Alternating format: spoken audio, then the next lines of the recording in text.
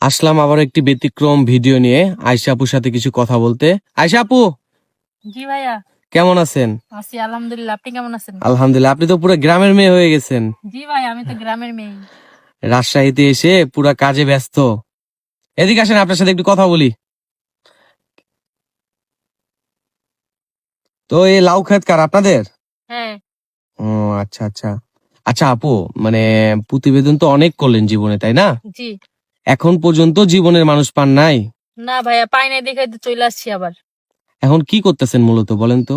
মূলত কিছু করি না, আপাতত এমনি বইসাই আছি বাসায়। মানে পেট তো শাক চলা তুলতে লাগে না? আসছি। হ্যাঁ। এই লাউ ক্ষেত কি আপনাদের? আমাদের না, মানে পাশের বাসার ওই আন্টিদের, তার তার সাথে আসছি আর কি। আন্টি ভিতরে গেছে। ও, এখানে কি কাজ করতেছেন কিভাবে মানে? কাজ করি না, শাক তুলতে আসছি, খাবারের কিছু নাই তো তাই। ও আচ্ছা আচ্ছা। যাক, আবারও আপনার জীবন গল্প তুলে ধরি আমরা। সুপ্রিয় দর্শক, এই বোনটির নাম আয়েশা, রাজশাহী প্রভা থানা। অনেকবার প্রতিবেদন করেছে, বাট জীবনের মানুষ মানে একটা মানুষ যে পাওয়ার, ওই মানুষটা এখনো পায় নাই।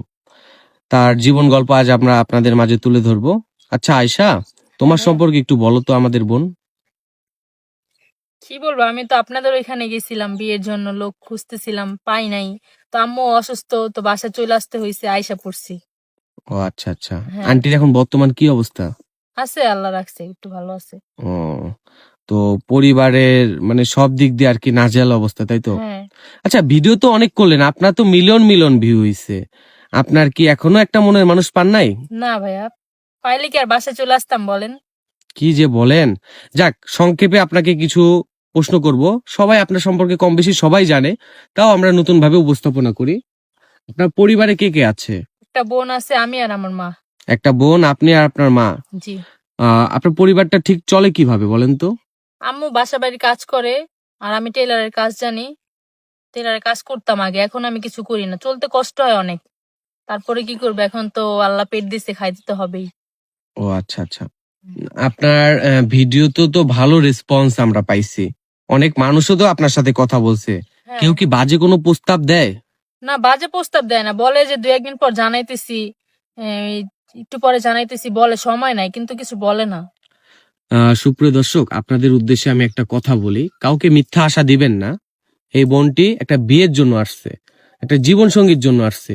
সে একটা সারা জীবন জীবন সঙ্গী চায়। তো আপনারা যদি কেউ দায়িত্ব নিতে চান, সরাসরি ইনশাল্লাহ আমরা বিয়ে করে দিব, কোনো সময় নেব না। যদি কোনো হৃদয়বান ব্যক্তি থাকেন, বোনটির সাথে যোগাযোগ করবেন, আমাদের জানাবেন। আচ্ছা বোন, জি ভাই। আহ, আপনার বর্তমান বয়স কত যেন বললেন? 25 চলতেছে। 25 চলতেছে। হ্যাঁ। আপনার পার্সোনাল ফোন নাই বোন? না ভাইয়া, ফোন নাই। ফোন থাকবেও বা কিভাবে, যে অবস্থা ঠিকভাবে দেখতেছি তো আপনার। খাইতে পারি না, ফোন থাকবে কি? যাক, ইনশাল্লাহ আমরা যোগাযোগ করে দিব কোনো ভাইয়ের সাথে। আমাদের ব্যর্থতা না আপনার কপাল খারাপ, আমরা নিজেও বুঝতেছি না। আপনাকে যদি কোনো প্রবাসী ভাই বলে, আয়শা আমি তোমাকে নিয়ে যাব, সেক্ষেত্রে আপনি কি বলবেন? যাব, উনি যদি বিয়ে করে আমাকে যেখানে নিয়ে যাবে আমি সেখানে থাকবো। যাক, সুপ্রিয় দর্শক, এই বোনটির আমি বারবার বলেছিলাম, বোনটির পার্সোনাল কোনো ফোন নাই। যদি কোনো হৃদয়বান ব্যক্তি ওনার সাথে যোগাযোগ করতে চান, সেক্ষেত্রে আমাদের জানাবেন, ইনশাল্লাহ আমরা যোগাযোগ করিয়ে দিব। এই ডিসপ্লেতে দেওয়া একটি নাম্বার রয়েছে, নাম্বারটি ইমো এবং হোয়াটসঅ্যাপ দুটিই আছে। যদি কোনো ভাই ওনার সাথে যোগাযোগ করেন, একটা স্ক্রিনশট দেওয়া আছে, ইনশাল্লাহ যোগাযোগ করে দিব, কোনো সমস্যা নেই। আচ্ছা বোন, বিয়ের পরে হাজবেন্ডকে নিয়ে কোথায় যাবেন? কোথায় যাবো, উনি আমাকে যেখানে নিয়ে যাবে, আমার তো শখ আছে হজ করতে যাব তাকে নিয়ে। মাশাল্লাহ মাশাল্লাহ, এভাবে ফ্রেশ মনেরই থাকবেন ইনশাল্লাহ। আচ্ছা বোন, ভালো থাকেন, সুস্থ থাকেন, আল্লাহ হাফেজ। আচ্ছা, বলে।